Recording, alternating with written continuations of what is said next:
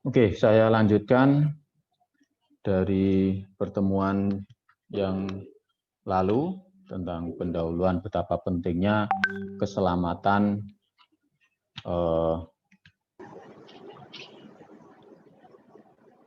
keselamatan pabrik kimia.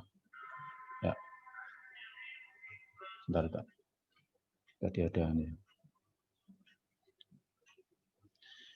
Ya, melanjutkan betapa pentingnya keselamatan pabrik kimia.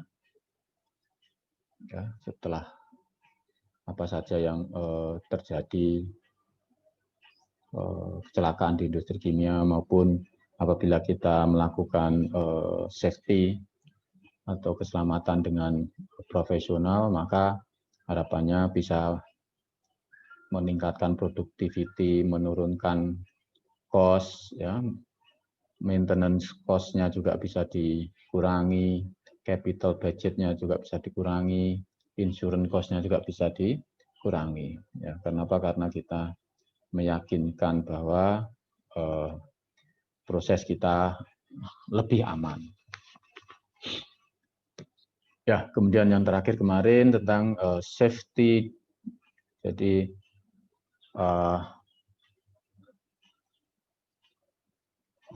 kalau saya highlight lagi, pentingnya safety and health itu untuk menjaga harta dan orang, apabila hartanya equipment ya, dari kerusakan, investasi dari kerugian investasi, dan juga kalau orang ini berarti keberlangsungannya SDM, ya, karena SDM ini juga merupakan satu aset yang sangat luar biasa, ya, tak terhingga. Dan juga indirect cost. Ya, oke, safety deal with acute effect of hazard. Ya, jadi akut ini adalah biasanya terjadi dalam waktu yang relatif singkat. Jadi penyakit itu menyerang dalam waktu yang singkat. Nah, jadi maksudnya hal yang berbahaya di industri itu nanti kan ada hazard-nya. Nah, hazard ini boleh jadi akan muncul secara tiba-tiba, secara misalkan apa namanya, high pressure, atau anggaplah gitu, high pressure. Karena high pressure kemungkinan bisa explosion, atau flammable kemungkinan bisa fire.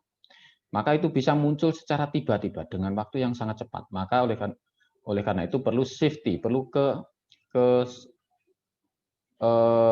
keamanan, keselamatan, ya, perlu keselamatan.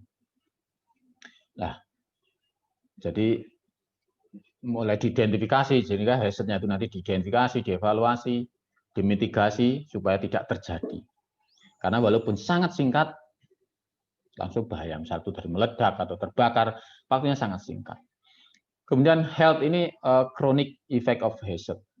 Ya, jadi kesehatan ini umumnya terdegradasi ataupun mengalami penurunan yang lambat mestinya gitu ya, nggak langsung. Kalau kecelakaan karena fatality karena keselamatan tadi yang tidak mampu menyelamatkan, misalkan terjadi fire ataupun kebakaran, terjadi ledakan, nah itu karena keselamatannya.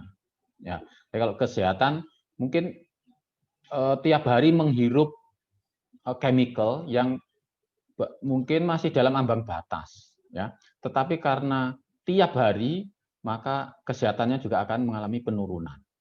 Nah, jadi kalau kita tiap hari bekerja di industri yang ada kebocoran chemicalnya, ataupun juga misalkan ada bising, ada apa, kita tidak pakai APD, maka itu akan jadi kronik. Ya, kronik ini efeknya menaun, ya lama. Ya, dalam waktu yang lama barangkali baru terasa. Oke. Jadi program safety and health atau keselamatan dan kesehatan ini, kalau di Jawanya otak-atik matuk lah ya, safety ya. Jadi itu melibatkan sistemnya, melibatkan attitude, Jadi sistem di sini ada apa namanya? Ya semua, apakah teknologinya, apakah manajemennya ataupun apa ya. Kemudian attitude ini adalah kebiasaan orangnya gitu ya. Fundamental. Ya, hal-hal yang prinsip yang fundamental mulai dari desain ya. Kemudian cara mengoperasikannya, kemudian ya ini fundamental ya. Desain peralatan dan seterusnya, teknologinya. Kemudian experience ini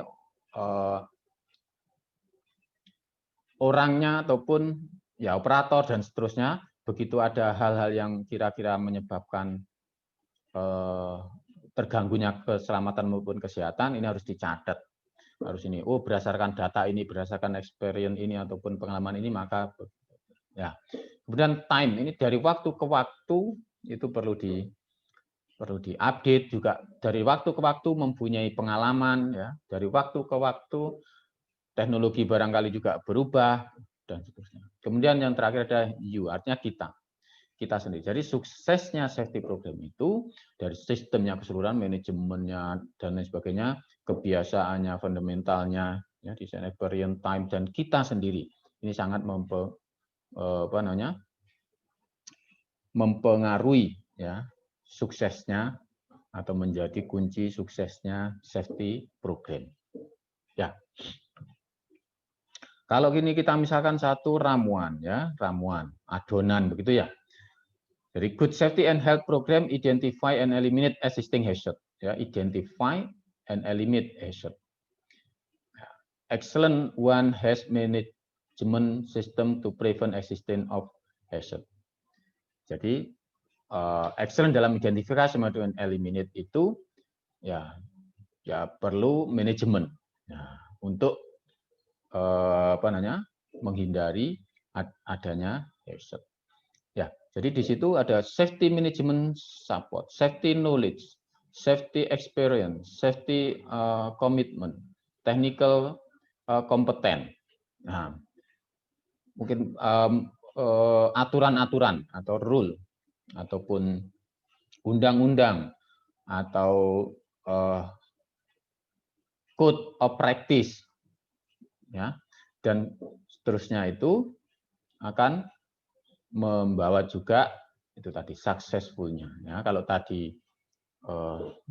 dari kata safety, nah ini ramuan dari satu adonan atau ramuan untuk successful-nya safety program, yaitu apa? Manajemennya, knowledge-nya, experience-nya, komitmennya, technical-nya, ya, SOP, peraturan, standarnya, atau ya standar ISO ataupun OSHA ataupun peraturan pemerintah, peraturan ketenagakerjaan dan seterusnya itu. Oke, kemudian berikutnya tentang inherent safety ya, apa yang disebut dengan inherent safety. Ya, jadi kalau sebelumnya ini tadi ada ya fundamental ya, ada itu saya sebut fundamental ini yang paling dasar. Misalkan kita punya pabrik kita itu kualitinya atau bahan-bahannya dalam desainnya itu tidak sesuai dengan standar, maka ya secara fundamental dia nggak safe kan gitu. Ya, jadi atau secara inherentnya dia tidak safe. Nah, jadi inherent ini adalah kalau saya bahasa bebaskan itu gawan bayinya. Nah, gawan bayi itu apa? Ya, bawaan lahirnya, ya. Bawaan lahirnya. Bawaan lahir. Jadi kita membuat pabrik kimia itu begitu lahir ceprot mestinya aman, begitu. Makanya inherent safety. Nah, itu to select a process or equipment which is by nature a safer process by applying dengan cara apa? Nah, supaya bawaan lahirnya aman. Yaitu diantara menselect proses atau equipment yang secara nature dia safer. secara naturalnya dia lebih aman. Nah, didetailkan seperti apa? Substitution misalkan.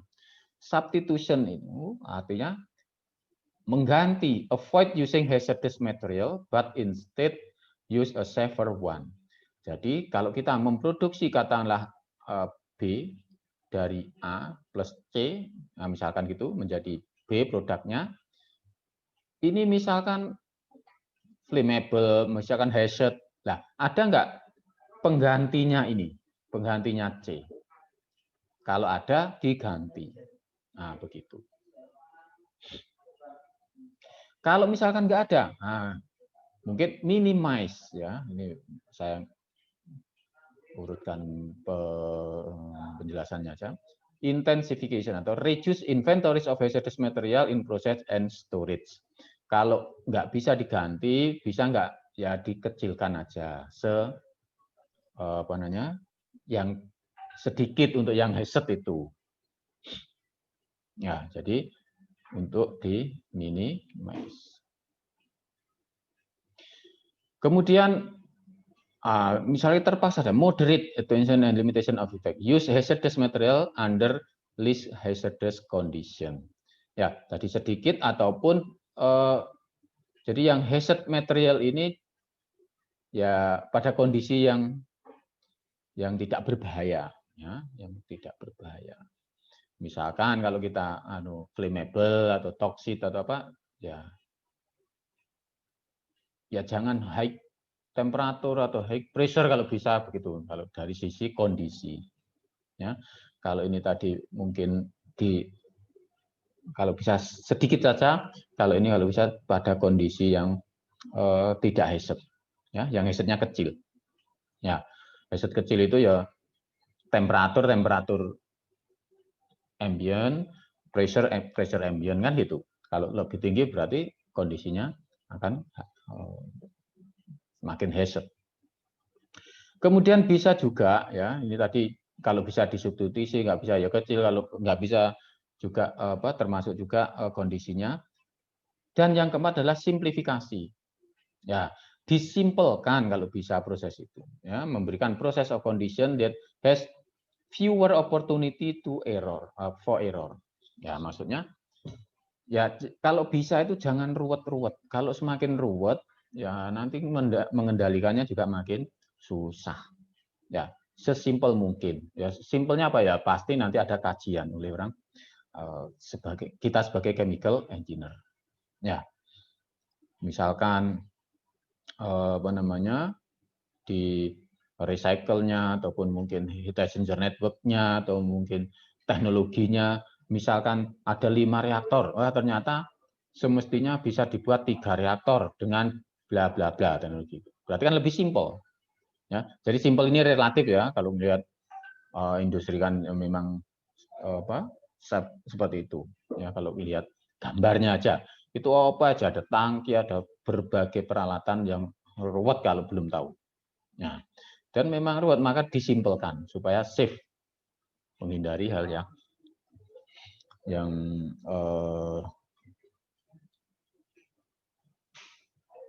membingungkan, yang berbahaya, ya. As simple as possible. Oke, kemudian berikutnya definisi. Ya. Yang pertama adalah loss and safety prevention, ya, safety and loss prevention. Jadi seperti yang pernah disampaikan, safety keselamatan, loss prevention itu untuk menghindari loss, menghindari kerugian. Jadi the prevention of accident through the use of appropriate technology to identify the hazard of chemical plant and eliminate them before accident occurs. Jadi mencegah accident dengan menggunakan teknologi yang sesuai, to identify, untuk mengidentifikasi hazard dalam chemical atau dalam industri kimia, dan juga mengeliminasi atau menghilangkannya, ya, sebelum terjadinya accident. Ya, jadi menghindari, mencegah, ya, mencegah accident dengan berbagai teknologi supaya tidak loss prevention, supaya aman. Kemudian apa yang disebut dengan hazard? Hazard ini adalah chemical or physical condition, jadi bisa kimia, bisa fisika, that has potential to cause damage. Kalau menurut saya bisa juga biologi, ya. Jadi bisa bio, chemical, physical atau bio condition that has potential. Nah, di sini potential to cause damage to people, property, or the environment. Nah, jadi misalkan ada virus ya hazard, berarti di situ ada virus berarti ada hazard. Tidak sekarang anggaplah gitu di rumah sakit, nah, apalagi di tempat karantina. Nah, di situ berarti ada hazard. Kenapa? Karena ada biologi yang potensi akan, nah, kalau orang bukan damage ya, tapi melukai orang. Nah, kalau physical bisa merusak properti ataupun environment. Ya, jadi misalkan physical contohnya apa? Physical misalkan ini ada meja. Ya, kita meletakkan satu wadah yang cukup berat di tepinya meja. Berarti dia punya potensi bahaya atau hazard, ya, secara fisik karena potensi energinya dia kalau jatuh. Ya, karena letaknya di tepi.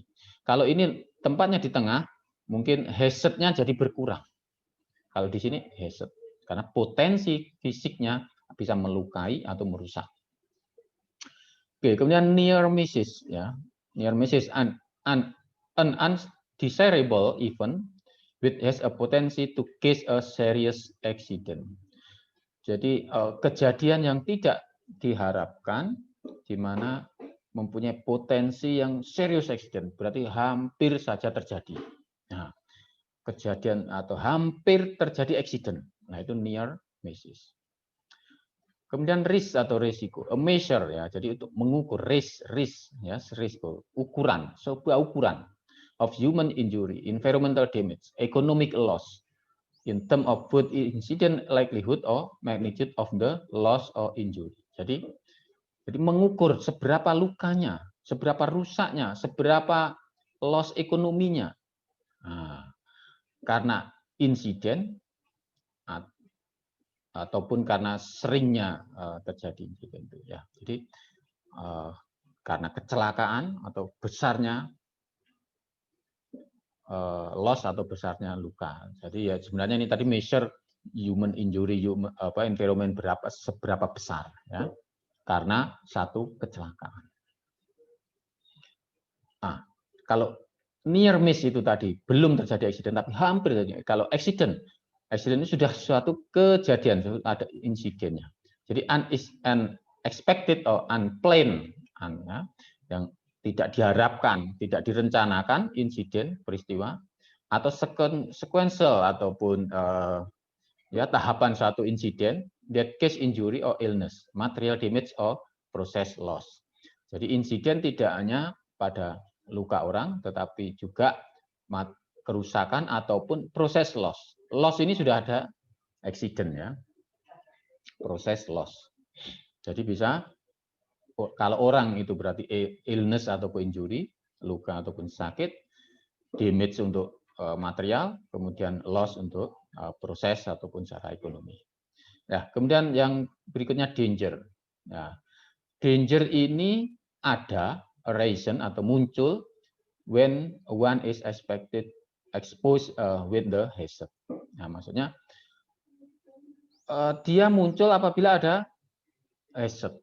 Nah, contoh, misalkan ini ada di meja ini tadi ada drum, isinya adalah minyak yang flammable dan letaknya di tepi. Maka di lingkungan ini jadi danger. Jadi area sini jadi danger. Ya, area ini jadi danger kenapa? Karena ada hazard. Kenapa hazard? Karena ada potensi secara fisik maupun kimia berarti. Secara fisik jatuh, secara kimia nanti bisa terbakar. Nah, gitu. Oke, kemudian proses accident itu umumnya ada 3 tahap ya, kejadian. itu umumnya ada 3 tahap, yaitu initiation, propagation, dan termination. Ya. Ada 3 step. Initiation itu awalan, ya. The event ataupun satu kejadian yang menjadi awalan suatu kecelakaan atau accident.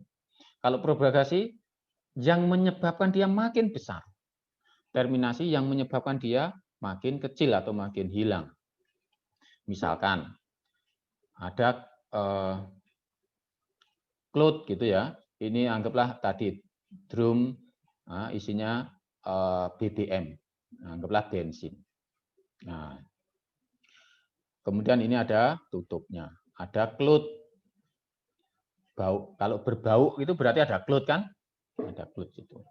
Nah, jadi ini bisa menjadi initiation, ya, karena ada cloud bensin yang mudah terbakar, flammable. Kalau ini ada ignition, ada penyulut, dia langsung terbakar. Jadi ini adalah boleh jadi cloudnya ini bisa start dan termasuk ini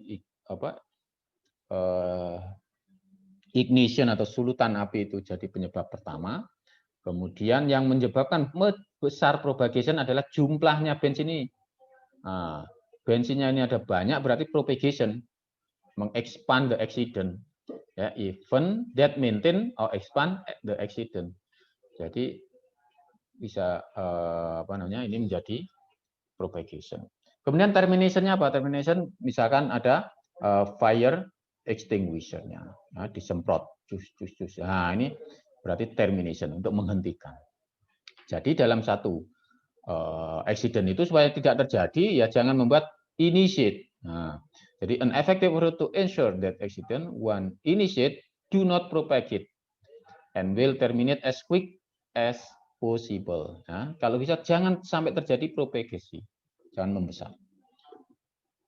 Jadi ininya diperkecil, kalau memang sudah terjadi, termination-nya diperbesar atau menyemprotnya ini misalkan fire extinguisher-nya.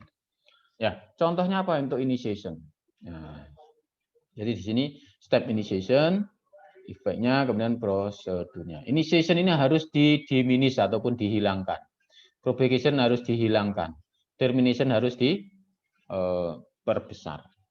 Yang menyebabkan initiation, yang menjadi pemicu. Nah, apa aja? Pemicu, grounding and bonding, igniting, explosion, proof electrical, ya, guard drill and guard, maintenance procedure, hot work permit, human factor design, proses design, awareness, dangerous. Jadi ini bisa menjadi awal. Maksudnya, misalnya proses desain, loh, proses desain kok baca initiation ya, berarti desainnya harus inherently safer. Hot work permit, nah, hot permit itu ngelas dan seterusnya, itu yang ada apinya, misalkan itu. Jadi bisa menyulut. Nah, jadi ini harus prosedur di sini harus mengikuti SOP atau mengikuti standar yang ada. Supaya apa? Diminish, supaya dihilangkan yang menyebabkan itu tadi. Ya, kalau nggak boleh ngelas ya nggak mungkin, karena barangkali ada yang perlu diperbaiki, maintenance yang harus dilas misalkan. Di situ ada api. Nah, supaya tidak menyulut maka ada standar operating prosedurnya. Oke.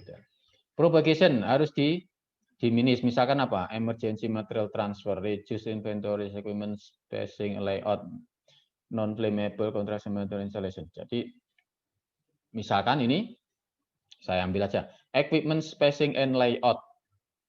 Jadi kalau ada misalkan ini tangki gitu ya. Tangkinya ini anggaplah flammable. Kalau ini terjadi sulutan di sini, maka supaya tidak propagasi membesar, maka ini diberi jarak yang cukup. Sehingga harapannya misalkan ini terjadi apa-apa tidak merembet ke sana.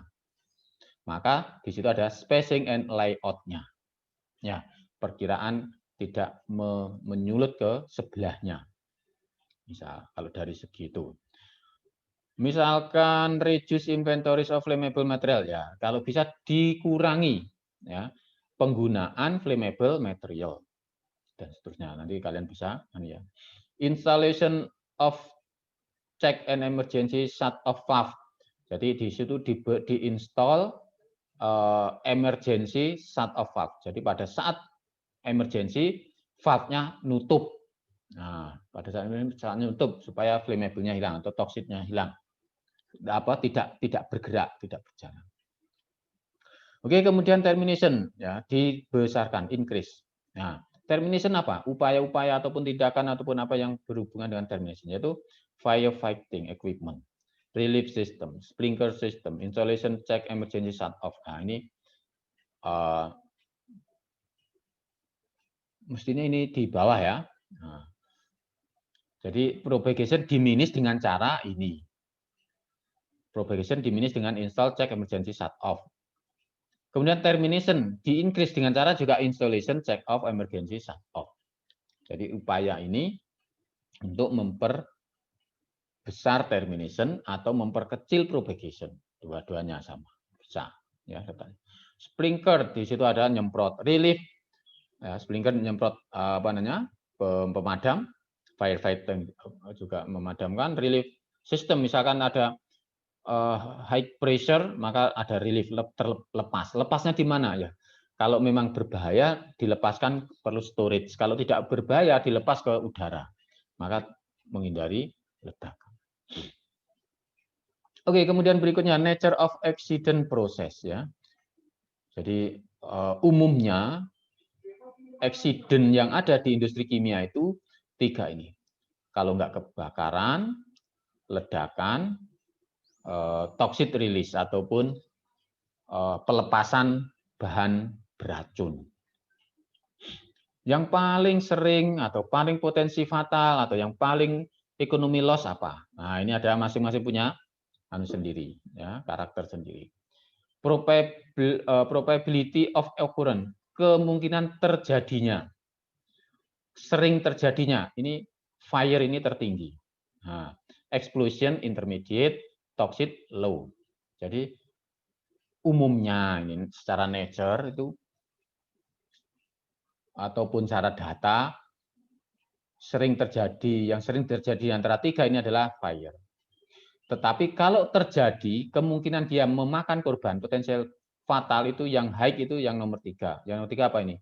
Toxic release. Karena beracun begitu dia rilis, begitu dia terlepas akan membunuh, fatal ini membunuh. Kalau fire kok low, nah, kebakaran ini termasuk fatality-nya low, artinya terjadi kebakaran-kebakaran itu korbannya umumnya dikit. Kenapa? Karena api nggak langsung, ya, api itu nggak langsung, maka dia orang masih sempat lari sehingga fatality-nya kecil. Ya. Kemudian yang ekonomi loss-nya tinggi. Ya, ini adalah yang explosion. Yang explosion ekonomi loss-nya yang tinggi. Kenapa? Karena rusak semua. Ya, meledak bisa rusak semua. Ya, kemudian fire terbakar barangkali masih ada yang bisa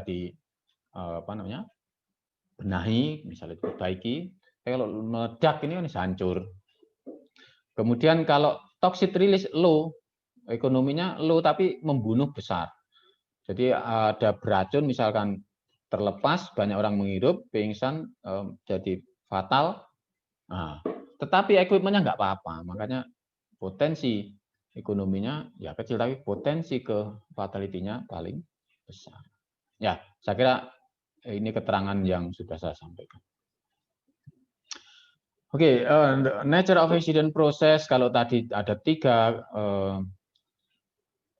kejadian fire explosion ini. Kemudian yang berikutnya ini adalah yang umumnya terjadi di sistem apa saja ya. Ini kalau dari ininya fire 31%, explosion 30%, ini yang toxic release 36%. Tapi kalau dari sistem piping, storage ya, reaktor, heat exchanger, valve ini ada sekian ini ya. Number of accident dalam satu, ya ini sudah tahun berapa dan di mana ya, ini karena kita pakai buku Krull ya, mungkin di Amerika sana ya, di Amerika sana mestinya kita juga bisa nyari ke mana ini Kementerian Perindustrian atau apa, kalau kejadian-kejadian di industri dicatat, ya kemudian statistikan, itu saya kira juga perlu, ya. Tidak perlu ditutup-tutupi kalau memang terjadi, supaya menjadi pengalaman berikutnya. Oke, accident and loss statistic. Nah, there are 3 system consider OSHA. Jadi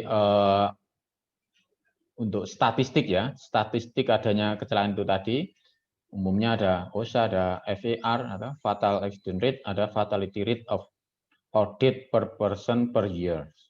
Ya. This method report the number of accident and of fatalities for a fixed number of occur during a specific period. Jadi umumnya kalau kalian ke industri nanti ada laporan statistik ya, statistik keselamatan kerja ya, keselamatan kesehatan kerja. Misalkan di situ ada accident berapa, sekian ribu jam zero accident misalnya. Nah, atau yang ada di jalan tol ya, masuk jalan tol ada plang ini. Pernah terjadi kecelakaan berapa kali, meninggal berapa orang, dan itu statistik ya, accident and loss statistik. Ya, di industri lebih dirinci lagi. Ya, dirinci lagi. Berapa jam. Oke. Nah, ini ada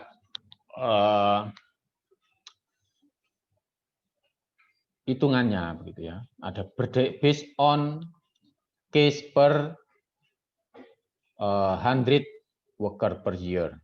A worker year is assumed to contain 2,000 hours. Ya, OSHA incident rate therefore based on 200,000 hours of worker exposure to hazard. Ya, kenapa dibuat seperti ini ya? Dianggap 100 orang, kemudian dianggap worker 2.000 jam. Nah, maka berdasarkan 200.000 jam. Ya, jadi total calculation based on injury or illness ini ya.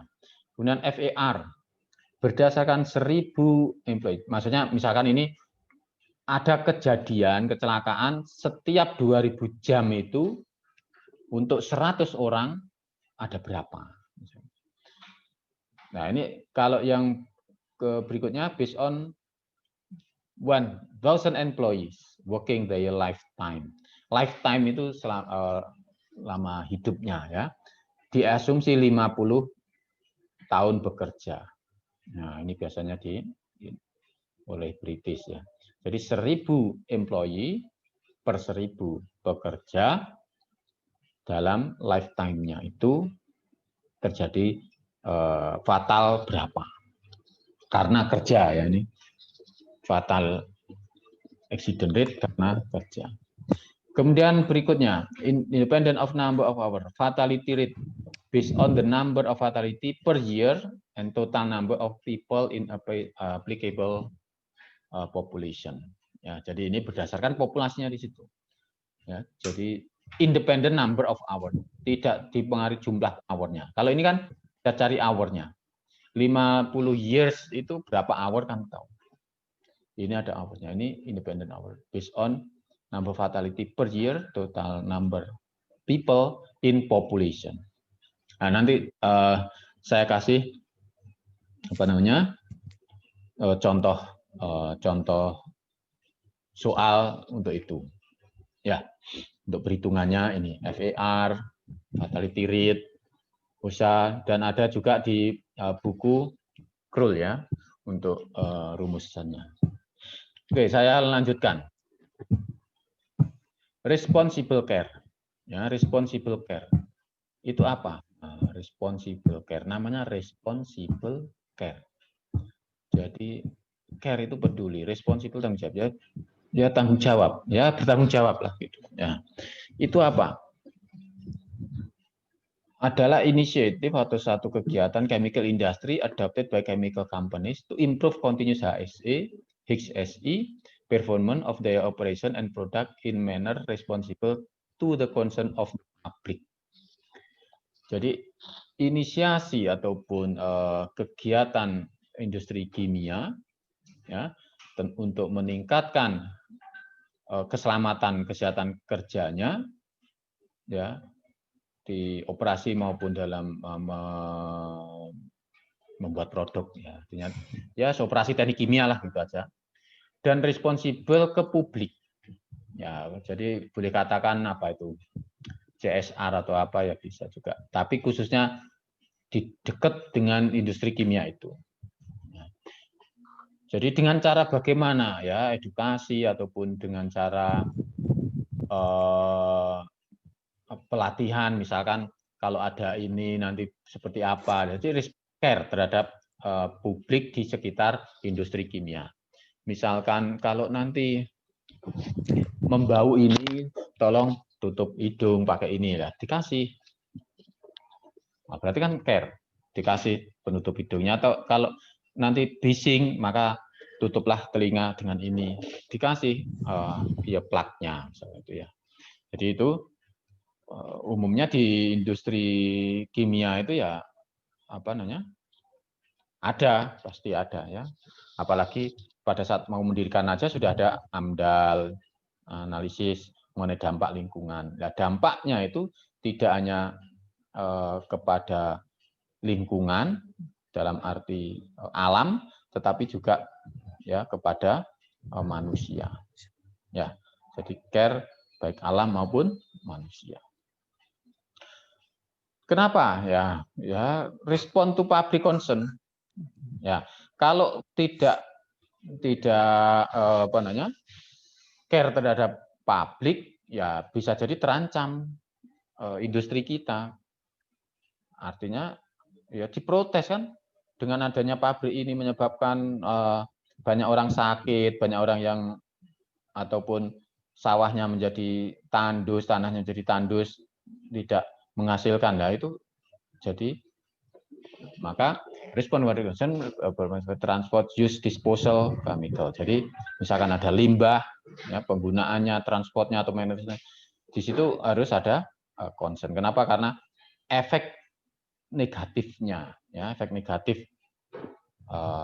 yang dibuang ke publik ataupun ke environment sekitarnya atau ke community. Nah, jadi community awareness and involvement are key feature to initiative. Nah, jadi ini keterlibatan maupun awareness ataupun merasa punya community itu sangat penting. Nah, jadi gimana caranya supaya merasa penting? Makanya umumnya industri kimia itu diantaranya juga pekerjanya yang dekat penduduk situ direkrut ya sesuai dengan kemampuannya. Ya. Kalau tidak mampu ya Pak, mungkin mulai dari kebersihan, dari apa. Kalau memang sangat mampu ya bagus juga. Ya. Oke, jadi tujuan itu untuk improve chemical performance, improve public perception in chemical industry. Nah, jadi what does it mean? Artinya kalau industri kimia itu masyarakatnya merasa fine, merasa no problem, berarti kan bagus itu secara public perception-nya. Ya, performance keselamatan kesehatan kerjanya. Yang notabene kimia di apa namanya? Di orang nyebut kimia itu wah, rasanya kayak racun semua kan gitu. Nah, tetapi gimana kita meyakinkan bahwa desain kita, bahwa termasuk responsible care kita itu semuanya mengarahkan kepada keselamatan dan kesehatan, termasuk di lingkungan, termasuk di ya. Jadi di situ juga dalam responsible care ada banyak code gitu ya. Nah, ada banyak code supaya aman semua. Ya, misalkan pollution prevention code, mencegah polusi. Jadi code itu anggaplah kayak standar, tapi code untuk menghindari ini, untuk menghindari hazard karena sampah, maka ada pollution prevention code, atau polusi. Ya, sampah kan bisa juga udara, air maupun solid ya. Community awareness and emergency response. Nah, jadi ada emergency response untuk community, security, employee health and safety, distribution. Distribusi ini kan mesti ke publik luar biasa. Apakah pakai truk, tronton, pakai apa namanya? Ya macam-macam alat angkut, bahkan kereta api lain semua punya efek. Ya. Kemudian juga ke prosesnya maupun produknya. Ya, jadi ini semua upaya untuk keselamatan dan kesehatan baik oleh di pabriknya maupun di publik, ya, di sekitarnya. Ya. Code of Management Practice diantaranya, ya ini tadi sebenarnya ya sudah itu tadi ya, distribution code, ya, fokus pada distribusi, ya, fokus on reducing potensi for harm based by distribution of chemical. Karena misalkan apa, Pertamina membawa BBM-nya pakai truk, pakai tangki, pakai kapal dan seterusnya. Ini distribusi code-nya harus ada. Community awareness emergency response, promote emergency response planning and encourage dialogue with nearby communities. Jadi di sini community awareness. Nah, jadi aware ini kan merasa punya, menjaga dan saling ini community. Dan emergency responnya apabila terjadi hal-hal yang emergency. Pollution prevention, commit industry to safe management and reduce amount of all pollutant. Jadi supaya polutannya diproduksi. Process safety to prevent fire, explosion, accident, chemical release. Nah, jadi proses safety code itu ya menghindari itu tadi kecelakaan 3 itu tadi, fire, explosion ataupun toxic release ya.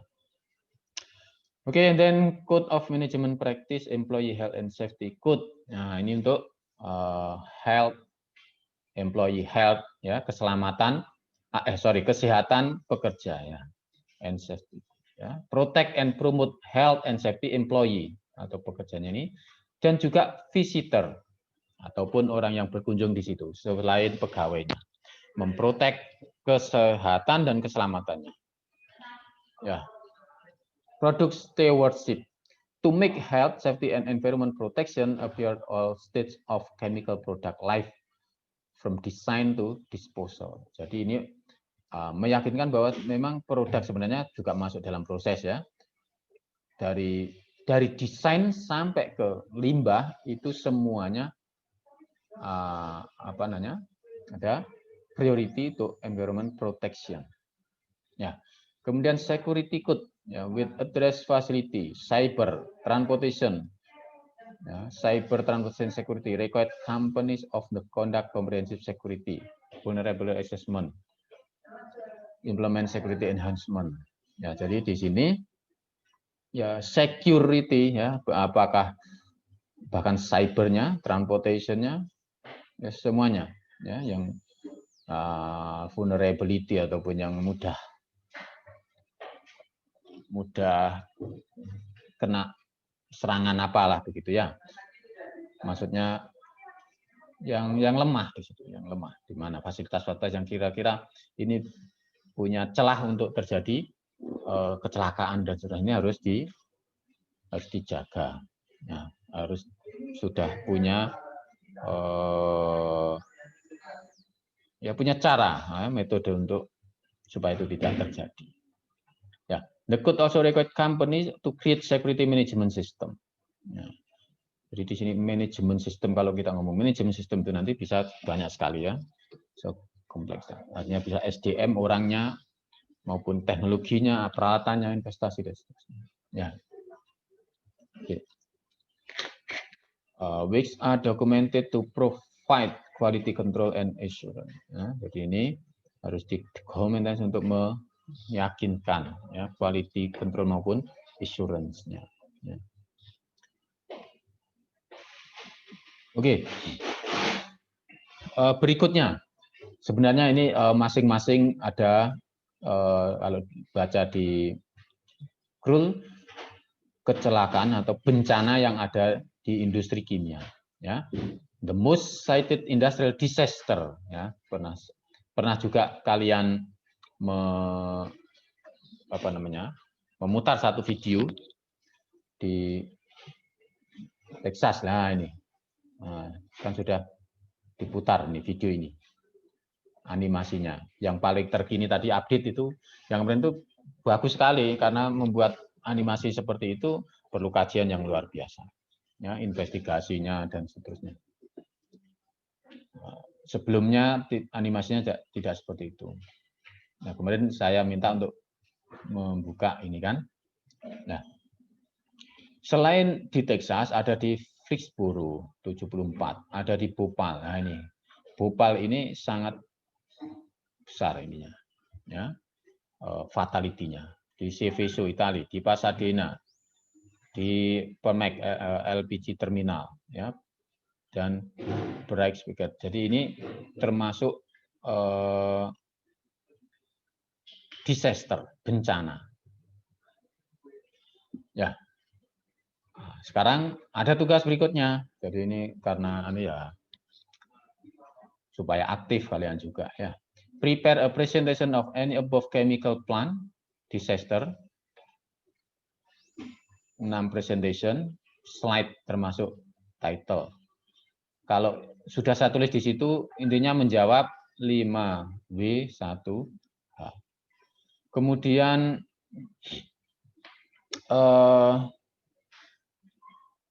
saya tidak mengharuskan ini, ya, di industri kimia manapun, ya, terjadi kecelakaan di industri kimia, yang di situ kalian sudah tahu 5W1H-nya, misalnya kapan, di mana, siapa itu boleh jadi korbannya, bisa jadi pemiliknya, bisa jadi apa orang, kemudian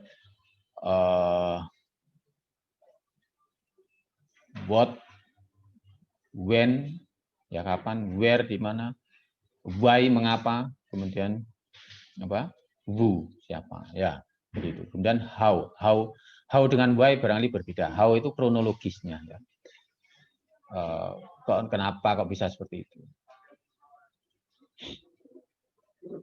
Ya, jadi itu, dan individu, ya, individu. Nah, nanti saya juga kasih tempatnya untuk apa namanya, untuk assignment.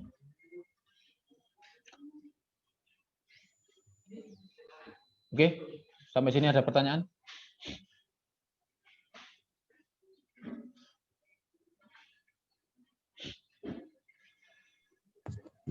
Pak, maaf mau tanya.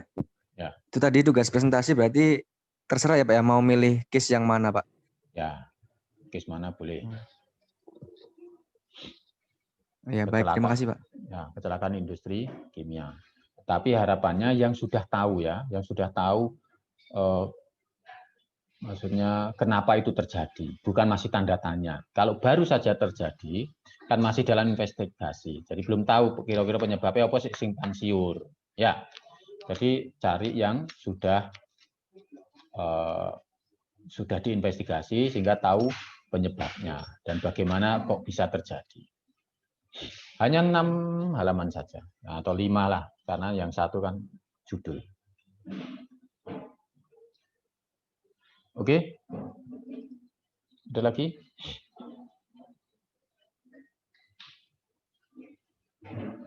Pak, mau tanya lagi. Ya.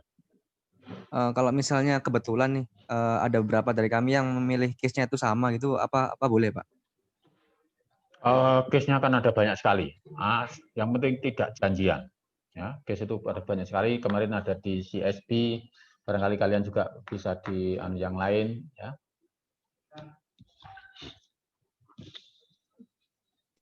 Ya baik, terima kasih Pak.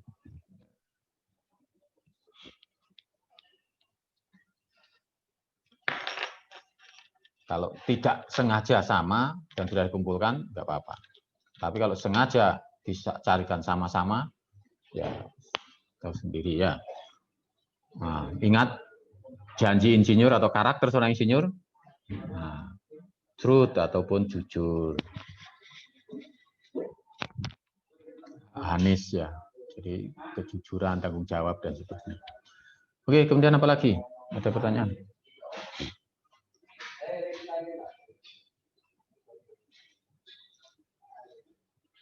Nggak ada? Saya lanjutkan ya kalau nggak ada.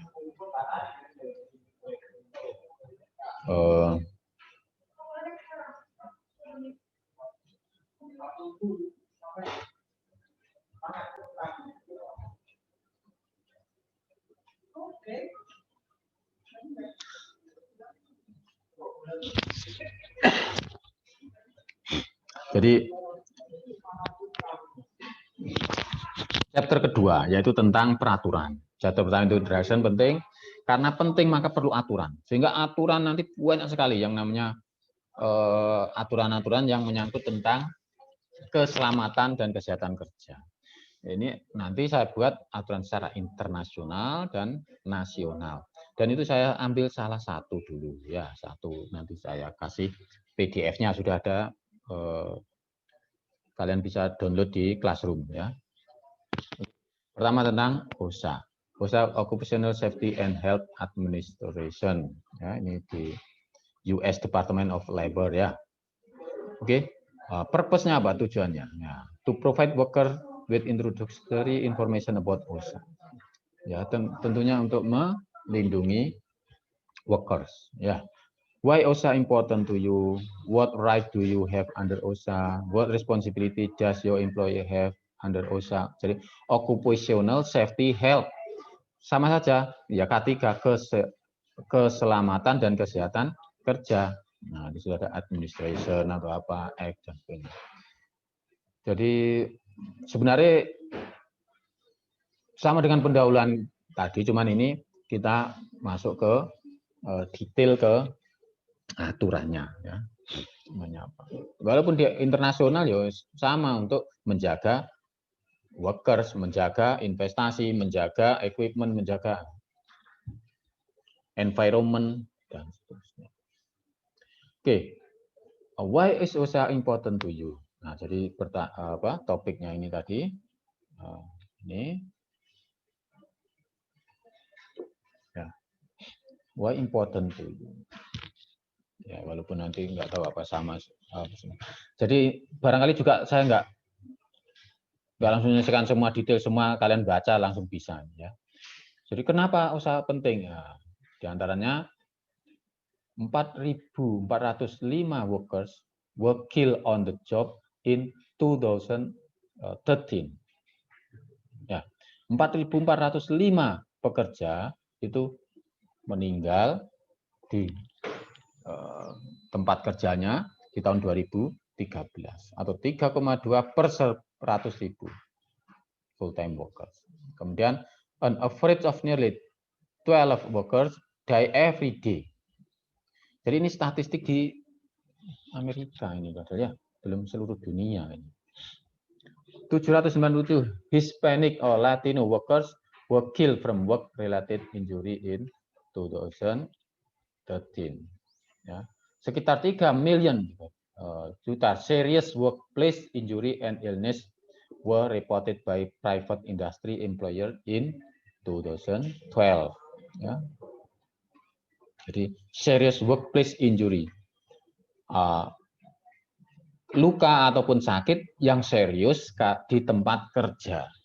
Nah, jadi OSHA make a different work that in America. Ya, add-on on afraid bla bla bla. Jadi ini dan data. Jadi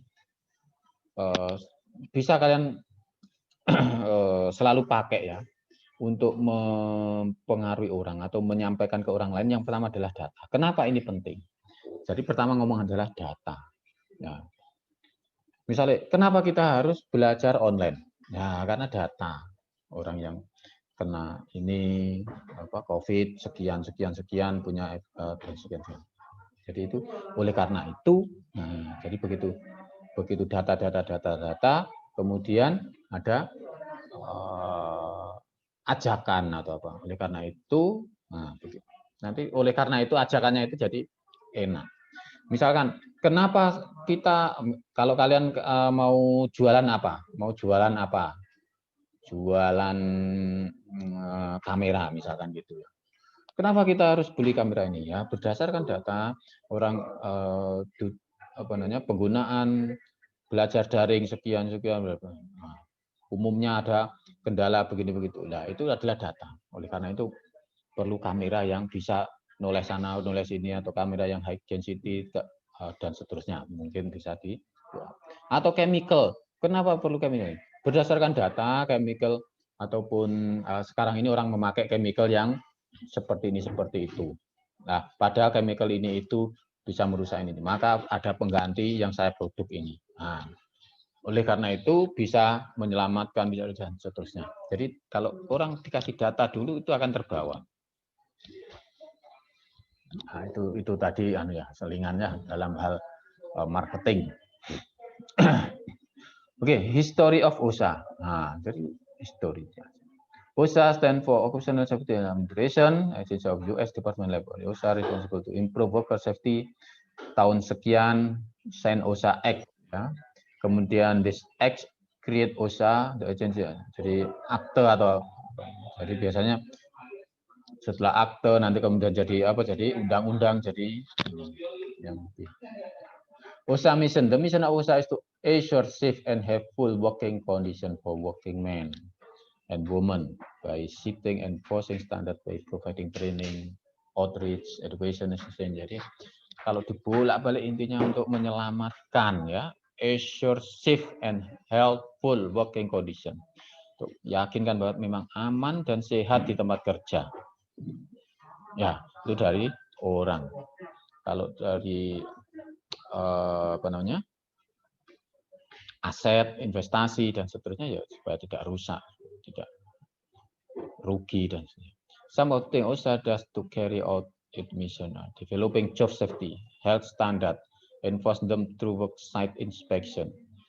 Jadi supaya dalam bekerja itu safe, selamat, standar dan memaksa mereka supaya ya dijalankan di dalam tempat kerjanya.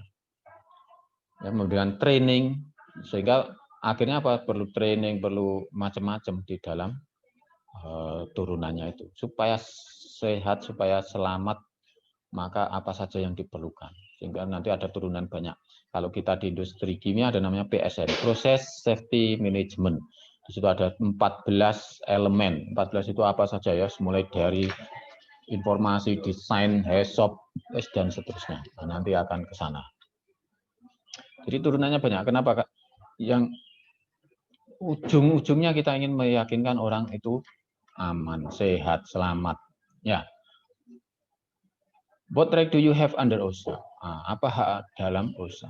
Kalau ada aturan, misalkan industri kita melanggar, misalkan di sini karena bising maka harus ada ya plak, karena ini panas maka harus pakai APD, karena ini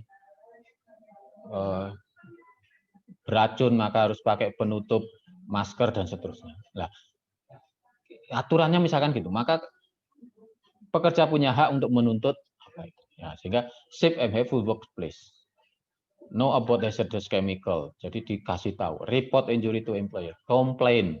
Hazard exposure. File complaint. Participate.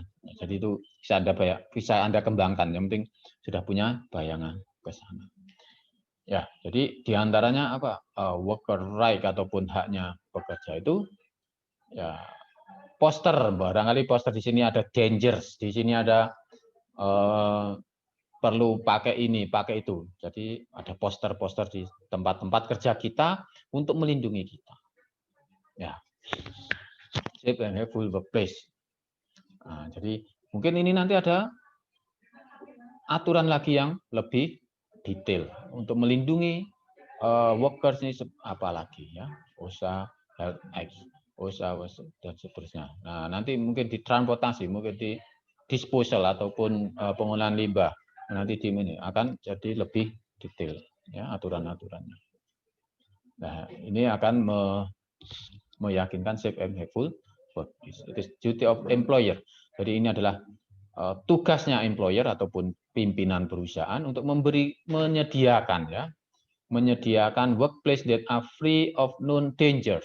Nah, jadi bebas dari dangers, dari bahaya that could harm their employees. Oke. Nah, jadi kalau saya terangkan satu ini nggak ada habisnya, banyak sekali aturannya. Know about hazardous chemical, ya, harus tahu. Your right is, hak Anda tahu tentang hazardous chemical dari SDS atau MSDS, makanya ada labeling, ada training, ada apa, Anda diberitahu, jangan ini, jangan itu, kalau megang ini harus segera cuci dan seterusnya, itu adalah ada di MSDS chemicalnya. Ya, jadi kalian nanti kalau kerja di industri, pertama ya orang kimia MSDS-nya. Itu ada nanti di proses safety management, ada namanya PSI, Process Safety Information, information tentang chemical, information tentang teknologi yang dipakai, information tentang equipment, information tentang condition, ya PFD-nya lah, ya PFD, proses flow diagram dan seterusnya. Tentang injury illness, ya, jadi tahu apabila terjadi ini maka apa kecelakaan maka harus bagaimana harus dilakukannya. Mungkin juga ada obatnya ataupun bahkan ada dokternya, ya. Industri itu biasanya ya mesti punya rumah sakit sendiri atau punya klinik sendiri. Kalau tidak punya, dia harus kerjasama dengan klinik mana yang sudah punya MOU. Ya. Kemudian hak juga komplain ataupun ada perlu koreksi. Ya, ada sesuatu yang menyebabkan kemungkinan bahaya, maka kita bisa komplain atau ini komplain kepada majikan. Hak kita juga adalah training. Kita harus tahu kenapa, karena hazardnya di situ ada macam-macam, ya. Maka kita harus tahu betul tentang itu, diantaranya ya training. Makanya training nanti ada macam-macam, ada inisi karena baru, karena refreshing training dan seterusnya. Ya. Oke. Examining exposure medical record. Ya. Jadi apa namanya? Check up kesehatan. Check up kesehatan. Karena kita di industri kita enggak terekspos atau terpapar berbagai, apakah itu metal, dust, biological atau physical atau macam noise dan seterusnya, maka perlu dicekkan, ya. Kita itu punya hak itu. Ya, nanti di usaha, ya. Silakan dibaca lagi, ya. Oke, saya where you go for help within workplace, saya komplain, ya. Ada supervisor, coworker, ya, SDS atau safety data sheet, label, warning sign. Nah, ini adalah source ataupun berbagai pijakan kita mencari tahu, ya, apakah ke supervisor kita, ke informasi di dokumen, di label atau warning sign, atau di tempat-tempat tadi ada sign itu apa namanya? Warning sign itu apa? Tanda, ya, tanda bahaya, atau label di ini. Prosedur interaction dan seterusnya. Oke, nanti juga bisa dilihat di OSHA GOV, ya.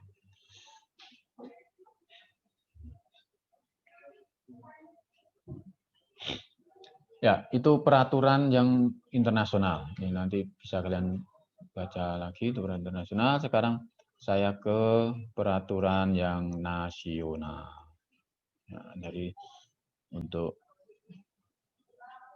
sekarang kita chapter 2 tentang peraturan, ya. Tentang peraturan nasional, internasional. Oke, nah, ini pun nanti juga saya nggak satu-satu, ini aturan nggak karuan wakai, nggak mungkin selesai. Maka kalian harus aktif juga membaca. Ini saya sudah kasih PPT-nya ataupun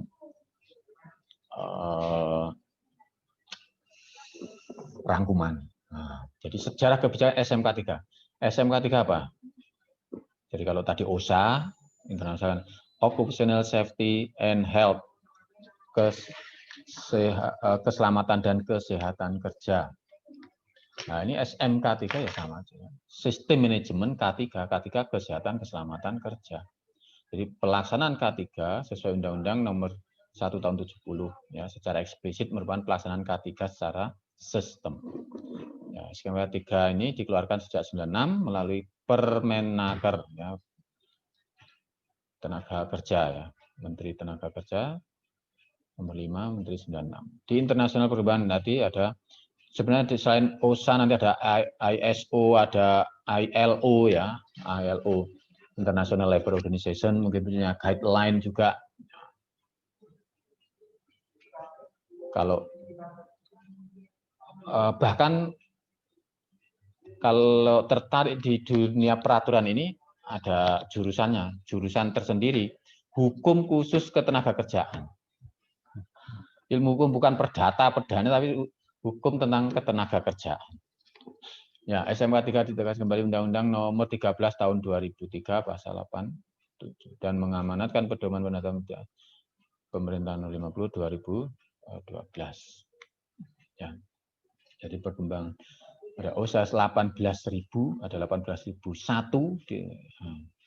dan jadi banyak sekali ya. Seri standar OSHA. Nah, ini ada macam-macam. Nanti yang OSHA 18.001 2007 saya beri PDF-nya ya di situ. Oke, yang nah ini aja ke sana ya, dasar hukum penerapan SMK 3. Di Undang-Undang Dasar 45 Pasal 27 Ayat 2 ya, yang berhubungan dengan kesehatan keselamatan kerja. Nah, kemudian dijabar lagi undang-undang ataupun dilaksanakan Undang-Undang Nomor 13 Tahun 2003. Ya, Pasal 86 ini untuk pelaksanaan dan sanksinya, untuk kemudian pasal 87 diturunkan lagi peraturan pemerintah tahun 50 tahun 2012 tentang penerapan SMK 3 termasuk di situ sanksi. Kenapa? Karena kalau peraturan itu mestinya ada sanksi. Sanksi untuk pemilik perusahaan maupun untuk pekerja. Misalkan harus tersedia APD. Perusahaan tidak menyediakan APD, maka kalau terjadi apa-apa sanksi nanti ke sana. Nah, jadi untuk memprotek itu perlu aturan supaya tegak harus ada sanksi. Nah, termasuk siapa yang menjalankan dan seterusnya. Nah, untuk Undang-Undang Nomor 13 Tahun 2003 ini saya kasih PDF. Yang lain kalian bisa search sendiri, nyari juga. Ya. Oke, nomor 3 setiap perusahaan wajib menerapkan sistem manajemen keselamatan kesehatan kerja yang terintegrasi dengan sistem manajemen perusahaan. Ya, ketentuan mengenai penerapan sistem manajemen keselamatan dan kesehatan kerja itu dimaksud pada ini dengan diatur oleh pemerintah. Jadi sini ada pasal 2 lampiran tentang ini. Ya, saya nggak hafal juga, ya nanti lihat. Pengertian SMK bagian dari sistem manajemen perusahaan secara keseluruhan dalam rangka pengendalian risiko yang berkaitan dengan kegiatan kerja guna terciptanya tempat kerja yang aman, efisien, dan produktif. Ini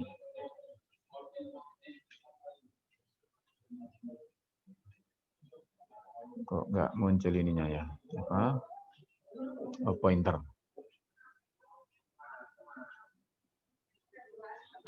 Oke, panas saya ini kelihatan enggak? Enggak kelihatan. Kelihatan, Pak. Oh, kelihatan, panasnya kelihatan. Oke. Jadi segala kegiatan untuk menjamin melindungi keselamatan dan kesehatan tenaga kerja melalui upaya pencegahan kecelakaan kerja dan penyakit akibat kerja. Nah, ini K3. Oke ya. Jadi diulek-ulek ke sana itu terakhirnya adalah ini. Cuma nanti karena banyak hal akan dipecah-pecah macam-macam. Ya, mungkin limbah B3 nanti ada aturannya. Ya.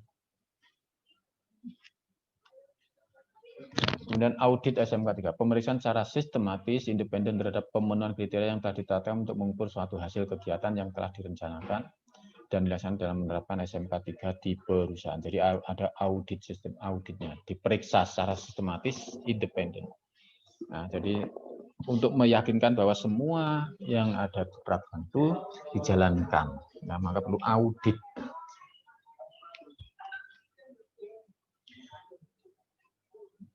Ya, tujuan penerapan SMK 3 di pasal 2 meningkatkan efektivitas perlindungan keselamatan kerja yang terencana, terukur, terstruktur, mencegah mengurangi kecelakaan kerja dan penyakit akibat kerja dengan melibatkan unsur manajemen. Tidak hanya manajemen, tapi juga pekerja itu sendiri. Makanya di safety tadi kan termasuk you, kan you itu artinya semua orang yang membacanya. Kalau kita sebagai pekerja yang membaca, ya sebagai pekerja. Kita sebagai pimpinan, ya berarti you adalah pimpinan. Nah, dan seterusnya, ya. Juga serikat, ya, menciptakan tempat kerja yang aman, nyaman. Penilaian yang akan berdasarkan kebijakan nasional dalam lampiran. Ya, kebijakan nasional sebagai pedoman perusahaan dalam menerapkan SMK 3. Instansi pimpinan sektor mengembangkan kebijakan ini perusahaan dalam menerapkan SMK 3. Oke. Jadi turunan-turunan peraturan menteri atau pemerintah ataupun macam-macam itu ada yang khusus. Misalkan nanti khusus di migas, di pertambangan, di petro, di industri ya kertas, barangkali punya spesifik. Karena spesifik, maka akan muncul peraturan di sana. Ya. Pedoman sistem manajemen kerja konstruksi. Nah, ini contoh konstruksi. Nah, berarti teman-teman di sipil itu mesti punya untuk memproteksi dia jika ada apa-apa. Begitu ya, potensi konstruksi di terang ini. Potensi bahaya apabila pekerja bersifat berbahaya dan mempekerjakan tenaga kerja paling sedikit 100 orang, nilai kontrak di atas 100 miliar. Nah, ini harus menerapkan ini. Potensi bahaya rendah apabila pekerja tidak berbahaya dan mempekerjakan tenaga kerja kurang dari 100 dan nilai kontraknya kurang dari 100 miliar. Itu dia. Jadi kalau nilai kontraknya lebih dari 100 miliar, kemungkinan yang dikerjakan ya banyak hal yang berbahaya. Apakah gedungnya sangat tinggi ataupun misalkan jalan sangat panjang. Nah, itu pasti punya potensi-potensi yang cukup tinggi. Nah, bisa dilihat dari nilai kontraknya juga. Oke, perusahaan wajib mempekerjakan pekerja atau buruh paling sedikit 100 orang atau mempunyai tingkat potensi bahaya tinggi. Jadi ketentuan mengenai tingkat potensi bahaya tinggi sesuai dengan ketentuan peraturan perundang-undangan dalam undang-undang memperhatikan peraturan perundang-undangan, konvensi maupun standar internasional. Ya, jadi ya kalau di pabrik kimia nanti ada PSM ya, proses manajemen. Ini secara manajemen SMK 3 itu secara keseluruhan ya. Di manajemennya orangnya ya, tidak hanya di prosesnya. Jadi penerapan itu meliputi penetapan kebijakan, perencanaan, pelaksanaan, pemantauan, peninjauan maupun peningkatan kinerja. Atau sebenarnya secara general ada plan do check action ya, PDCA. Ya, umumnya kerangkanya ke sana juga. Ya, penetapan ujian K3 melakukan tinjauan awal kondisi K3 meliputi identifikasi kondisi bahaya, pembandingan K3 dengan perusahaan dan sektor yang lain, peninjauan sebab akibat, kompensasi gangguan serta sebenarnya sebelumnya, penilaian efisiensi aktivitas, memperhatikan peningkatan kerja manajemen, kemudian masukan pekerja buruh. Oke, ini silahkan kalian baca, bahkan nanti saya kasih ada blog seorang yang cukup lengkap tapi ya untuk K3 di Indonesia. Ya, bahkan formulir form untuk absen, form untuk rapat itu juga semestinya bagian dari K3 ya. Jadi kebijakan ini ada misi, tujuan, komitmen, kerangka. Oke, jadi silahkan kalian baca. Ya, saya baca separuh ya barangkali. Oke, kemudian tadi yang saya sampaikan ini ya,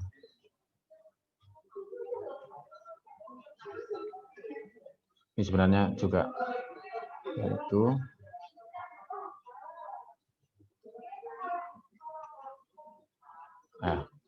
ini ada blog Sistem Manajemen Keselamatan Kerja blogspot.com. Nah, ini mulai dari dasar K3 ya. Kalian klik di situ, nanti pengertian definisi ada di situ. Ya. Bawah-bawahnya. Kemudian yang terkait dengan itu apa gitu ya. Ini menurut saya cukup bagus ya. Ya bisa juga cari yang lain juga. Lambang dan bendera K3. Klik sini selengkapnya. Nah, ini maksudnya apa? Label tanda-tanda ini apa saja maksudnya, tanda bahaya. Nah, ini perlu kalian klik-klik di sini karena nanti mau nggak mau apakah kalian sebagai majikan atau sebagai pimpinan perusahaan atau yang punya perusahaan itu sendiri harus mengetahui ini. Sebagai pekerja, sebagai supervisor, sebagai manajer di situ ya mesti terlibat tentang K3. Ya, jadi harus mulai mempelajari sistem manajemen K3. Ya, ini sebagai contoh. Ya baca sebanyak-banyaknya informasi tentang K3. Nah, karena ini adalah bagian subbab atau dari sekian bab ini hanya satu bab ya di keselamatan pabrik kimia. Ya, nanti kita juga concern kepada desain kita, HACCP kita, mungkin PHA ya, proses hazard analysis, FTA, poultry analysis, dan seterusnya. Oke, ada pertanyaan sampai sini? Ya, silakan nyari-nyari, baca-baca. Ya, ini eranya kebanjiran informasi. Ya, kalian baca yang sesuai. Nah, jadi saya teringat betul walaupun ada banyak gini bukan berarti ternyata untuk fokus untuk bisa belajar katakanlah insinyur teknik kimia. Supaya jadi insinyur teknik kimia itu apa sih yang perlu dibaca? Padahal bahan yang dibaca itu ada semua. Bahkan video yang perlu dilihat itu ada semua di internet. Cuman kita mulai dari mana? Nah, itulah diperlukan kuliah gitu. Jadi di kuliah ini sudah disusun kurikulumnya. Mulai pertama itu yang dipelajari apa? Kimia analisa dulu, kimia organik dulu, nah kemudian ATK, OTK, kemudian perancangan, kemudian desain proses pengendalian proses, termasuk keselamatan pabrik kimia. Ini ada urut-urutannya. Nah, termasuk kita sekarang ini belajar K3. Silahkan baca ini, silahkan yang di sini baca-baca semua, enggak apa-apa. Karena menyangkut dengan undang-undang yang ada di Indonesia. Kalau undang-undang tadi yang ada di Amerika, katakanlah internasional, ILO, ya dari International Labour Organization, barangkali juga punya peraturan-peraturan untuk melindungi tenaga kerja secara internasional.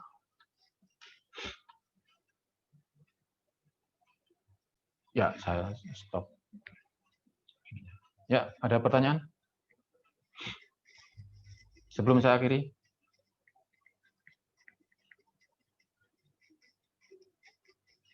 Berarti sudah ada tugas yang kedua. Apa tugas yang kedua? Membuat presentasi, Pak. Ya, oke. Membuat presentasi. Ya. Ya perlunya ada satu, ini tidak terlalu banyak supaya itu juga memberi wawasan ke kalian ya, memberi wawasan tambahan ke kalian. Saya mau ngasih tugas tentang peraturan ini susah karena apa ya? Mau peraturan ini kalau orang bukan orang dari jurusan hukum itu rasanya wabot. Ya dulu kalian milih IPA, tidak milih IPS. Kenapa? Terus biasanya wong-wong apa? Ya bukannya merendahkan yang IPS, tetapi Sing pinter-pinter mesti yang IPA. Itu yang heran. Padahal orang IPS itu perlu yang pinter. Mestinya di jurusan hukum itu harus yang paling pinter itu dihukum. Paling pinter dihukum. Di jurusan hukum itu mestinya yang pinter-pinter. Kenapa? Karena interpretasi dan banyak yang perlu dihafalkan. Itu makanya orang yang punya gaji tertinggi di Amerika itu ya lawyer. Nah, di Indonesia mungkin juga. Itu siapa? Yang terkenal lawyer. Hotman Paris. Nah, itu sampai bingung mau naruh duitnya. Mau naruh duitnya bingung sampai diletak di jari-jarinya itu penuh dengan cincin berlian. Nah, mestinya yang pinter itu di situ. Tapi ya maksudnya kalau yang pinter di sana itu ya supaya negara ini jadi benar. Karena banyak aturan salingan ini overlapnya di mana wis. Kayak kalau saya melihatnya saya hutan belantara peraturan mumet. Kalau saya ya mumet. Nah, kalau orang IPA itu mestinya jelas, aturannya jelas. Yang namanya rumus Newton ya itu namanya rumus reaksi ini ya kayak gitu, enggak rubah di mana-mana. Tetapi kalau hukum ya dilihat ini untuk ngatur untuk sopo, untuk orang siapa, ngatur yang bagaimana, wis repot macam-macam. Sehingga perlu uang pintar. Ya, berarti bukan merendahkan kalian, berarti awak-awak ini mendu-mendu ning itu. Maksud saya, sing pinter-pinter yang IPA rata-rata. Kudune juga ke IPS, ke hukum, ke Oke, ada pertanyaan? Nah, karena kita sekarang ngomong tentang peraturan. Peraturan ini dipelintir-pelintir gak karuan. Bahasa nih kalau tapi peraturan keselamatan dan kesehatan kerja mestinya lebih apa ya? Lebih punya kepastian lah. Bahasanya kata melintir ya apa karena hubungannya karo teknik juga. Ya.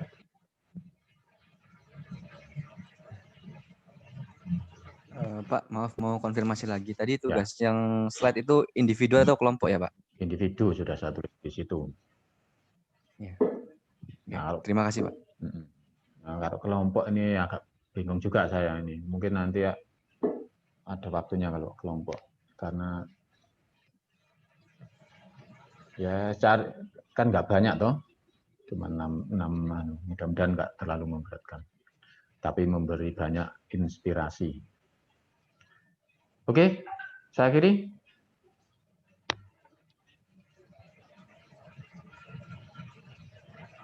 Ya, saya akhiri. Assalamualaikum warahmatullahi wabarakatuh.